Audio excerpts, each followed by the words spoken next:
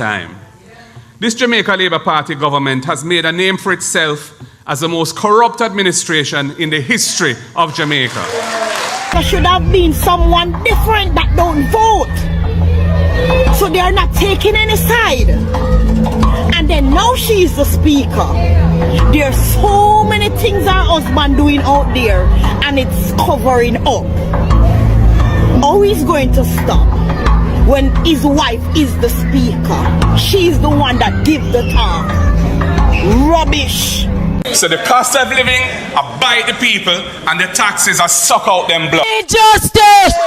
Justice! We need justice! We need justice over the yard. This Jamaica Labour Party government had made a name for itself, but not the kind many Jamaicans are proud of. From soaring cost of living to taxes squeezing the lifeblood out of the people, to accusations of constitutional overreach. Now, a new controversy has exploded in Parliament. An amendment, a rushed decision, no consultation with the opposition, and at the center of it all, the extension of the Director of Public Prosecutions, one of the most powerful offices in Jamaica. Tonight, we ask the question, is this governance or is this an assault on democracy? You know, which is ridiculous. I never asked for what I got and I have decided to keep only 20% of the increase. He is the one who has given me that pay increase, him. So how can he be complaining about the size of it? And as I said, in due course, he will be in my position and earning it. So he should be careful what he says. I watched an assault on democracy take place in our parliament. I ought not to have been surprised because this government is always in a fight with the Constitution.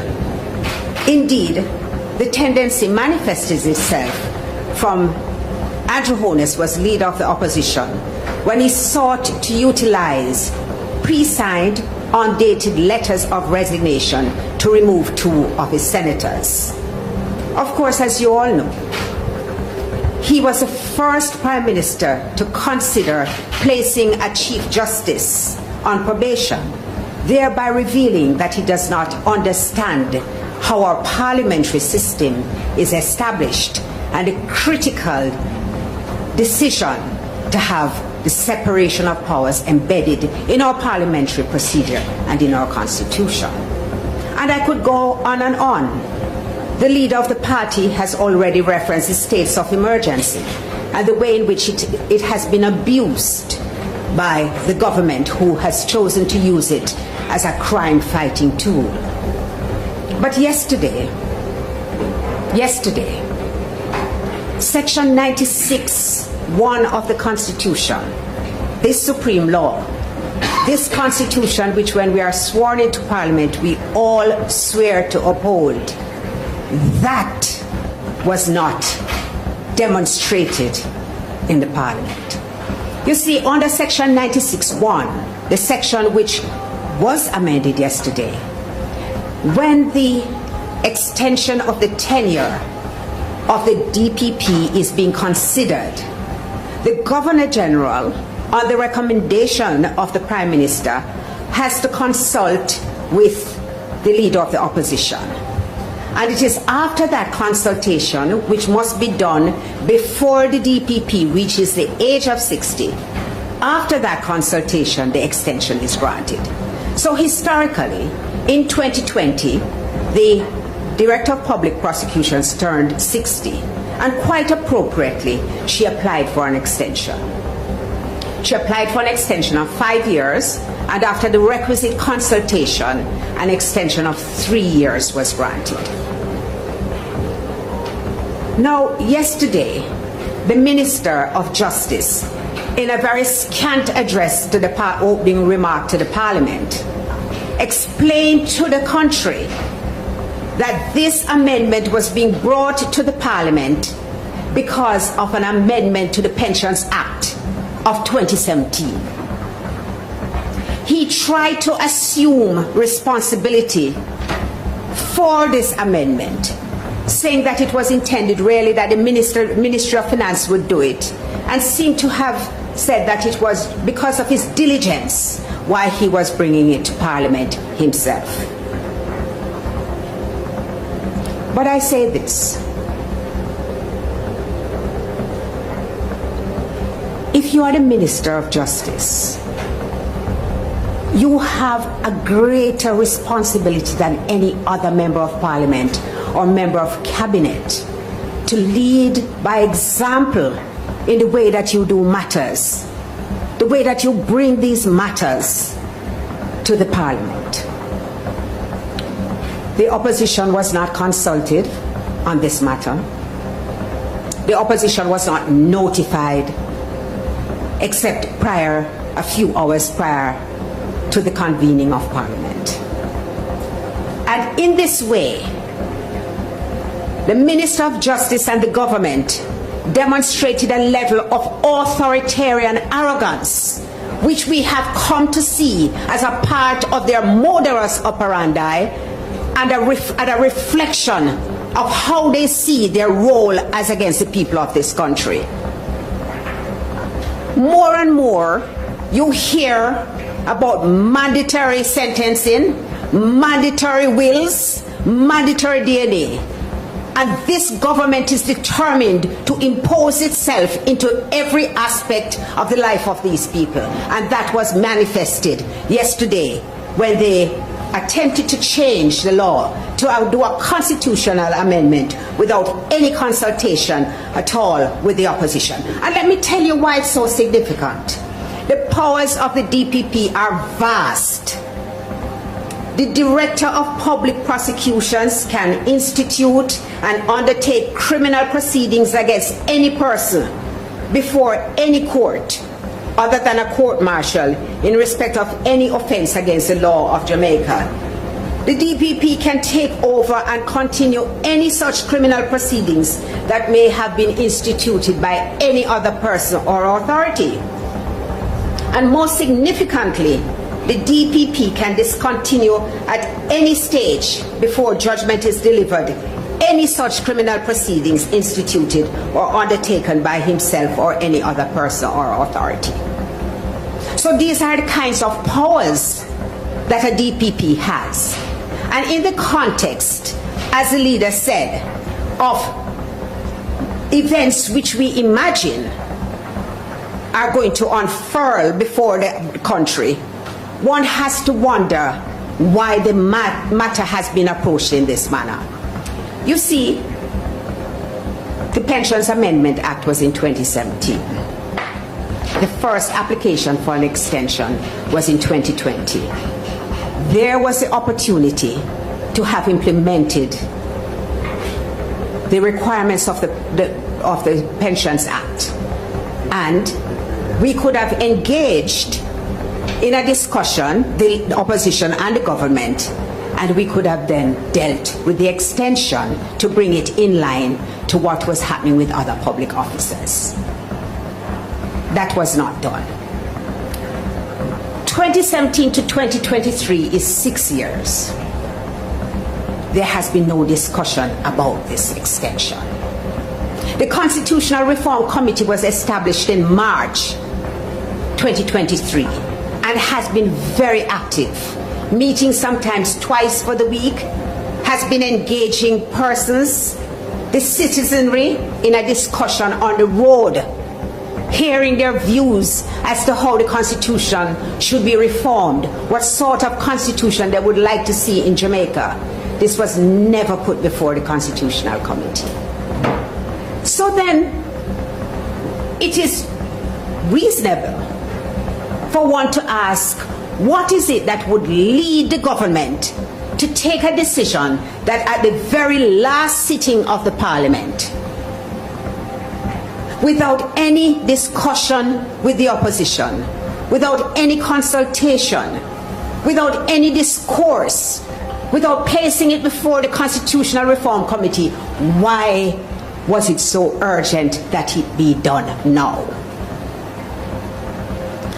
The Director of Public Prosecutions is expected to demit office on September 20, 2023, which is when the 3 years would come to an end. Is that why? Is this a specific action on the part of the government to ensure that the Director of Public Prosecution remains in place? And if so, what must the country interpret this as being? Because surely there must be competent attorneys in the office. Surely the assurance which was given in 2020 by the government that a succession plan would have been put in place, they must have kept their word. So what is the urgency? Why this matter has been brought to the Parliament at this stage and in this manner? Let me be clear.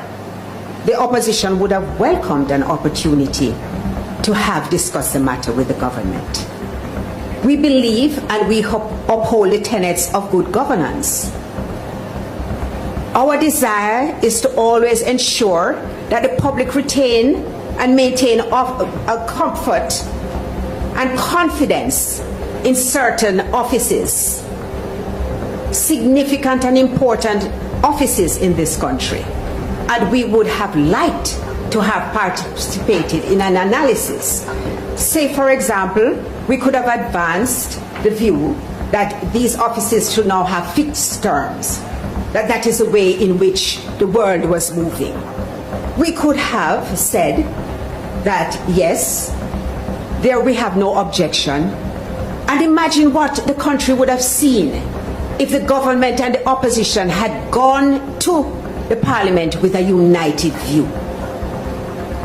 You know, Minister Chuck said in an interview on which I was on this morning. In a dramatic parliamentary sitting, the opposition accused the government led by Andrew Holness of bypassing constitutional norms. The issue surrounds Section 96(1) of the Jamaican Constitution, which governs how the Director of Public Prosecutions, the DPP, can have their tenure extended. Under the Constitution, the Governor General acts on the recommendation of the Prime Minister, but there must be consultation with the leader of the opposition. And this must be done before the DPP reaches age 60. In 2020, when the DPP turned 60, an extension was granted after consultation for 3 years. Now that extension is ending, but instead of consultation and bipartisan discussion, the opposition says they were notified only hours before Parliament convened. No prior engagement, no constitutional reform committee discussion, no transparency. And that's where the firestorm began. Why is the DPP so important? Let's break this down clearly. The Director of Public Prosecutions has enormous authority. They can institute criminal proceedings against anyone. They can take over cases started by other authorities. Most critically, they can discontinue criminal proceedings before judgment. That's a massive power. So when a government moves to extend or amend the tenure of someone in that role without broad consultation, it raises eyebrows. Not because extensions are legal, but because process matters. And in a democracy, process protects trust. Here is what the opposition argues. The Pension Amendment Act was passed in 2017. The first extension happened in 2020. That's 6 years to align legislation and clarify tenure rules. Yet the amendment only appeared now, right before the DPP is expected to demit office. Why wasn't this brought earlier? Why wasn't it part of the Constitutional Reform Committee discussions that began in March 2023?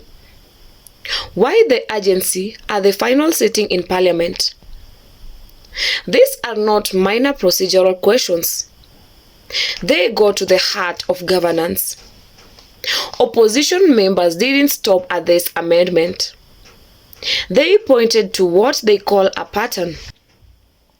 States of emergency used repeatedly as crime-fighting tools, attempts in the past involving the judiciary, tensions surrounding separation of powers.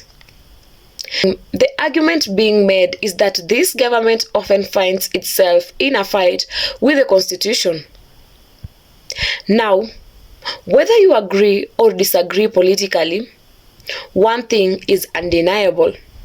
When constitutional changes happen without wide consultation, suspicion grows, and suspicion erodes public confidence.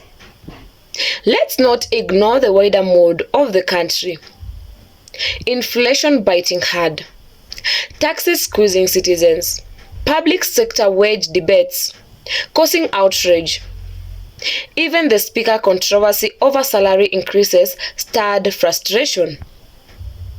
When people are already feeling economic pain, and then they see constitutional amendments rushed through parliament, it creates a perception problem. Fair or unfair, perception matters. The opposition made an interesting point. They say they would have welcomed consultation. They could have discussed fixed terms of key offices, succession planning, aligning with global best practices. Imagine the optics if both government and opposition had presented a united front on such a critical office. It would have signaled stability. Instead, what Jamaicans witnessed was confrontation. This debate is bigger than one person. It's about institutional trust. In any parliamentary democracy, separation of powers is sacred. The executive governs, the legislature makes laws, the judiciary interprets them. Independent offices like the DPP operate free from political interference. When any action appears rushed, opaque, or one-sided, people begin to ask, is power being consolidated? Or is this simply administrative housekeeping blown out of proportion? Jamaica has long prided itself on strong democratic traditions, stable institutions, peaceful elections, independent judiciary. And in a global environment where democracies are under strain, even small controversies can echo loudly. To be fair, supporters of the government argue the amendment aligns the DPP's tenure with pension laws. It ensures continuity in a critical office. It's administrative efficiency, not authoritarianism. They say critics are politicizing ornate governance. And that's part of healthy democracy too, debate. And at its core, this isn't just about one extension. It's about trust. Do citizens trust that decisions are made transparently? Do they believe institutions are protected? Do they feel heard? When consultation is skipped, even legally permissible shortcuts can look suspicious. Democracy doesn't just require legality. It requires legitimacy. Was this an assault on democracy or just political theater? That depends on who you ask. But one thing is certain. In moments like this, governments must go above and beyond to protect public confidence. Because once faith in institutions weakens, it's very hard to rebuild. And in a country already grappling with cost of living pressures and political tension, transparency isn't optional. It's essential. What do you think? Was the government right to move quickly? Or should consultation have happened first? Drop your thoughts in the comments. Like, share, subscribe. Because Jamaica's democracy deserves conversation.